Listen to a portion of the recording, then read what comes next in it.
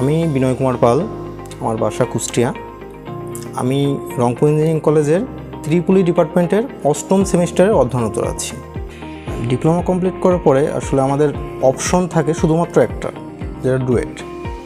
ডুয়েটে আমার যখন চান্স হলো না, তখন আমি ট্রাই করতেছিলাম যে কোনো প্রাইভেট প্রতিষ্ঠান ব্যতীত পাবলিক কোনো ইউনিভার্সিটির সার্টিফিকেট গ্রহণ করা যায় কি না।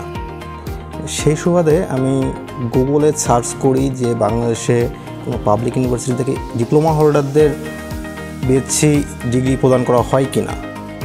সেই সুবাদে আমি জানতে পারি রাজশাহী ইউনিভার্সিটির অধিভুক্ত বেশ কিছু ইঞ্জিনিয়ারিং কলেজ রয়েছে, যারা সরাসরি রাজশাহী বিশ্ববিদ্যালয়ের বিএসসি ইন ইঞ্জিনিয়ারিং ডিগ্রি প্রদান করে থাকে। রাজশাহী বিশ্ববিদ্যালয়ের অধিভুক্ত রংপুর ইঞ্জিনিয়ারিং কলেজ সম্পর্কে খোঁজ নিয়ে সকল তথ্য জেনে আমি রংপুর ইঞ্জিনিয়ারিং কলেজে ভর্তি হওয়ার সিদ্ধান্ত নিই।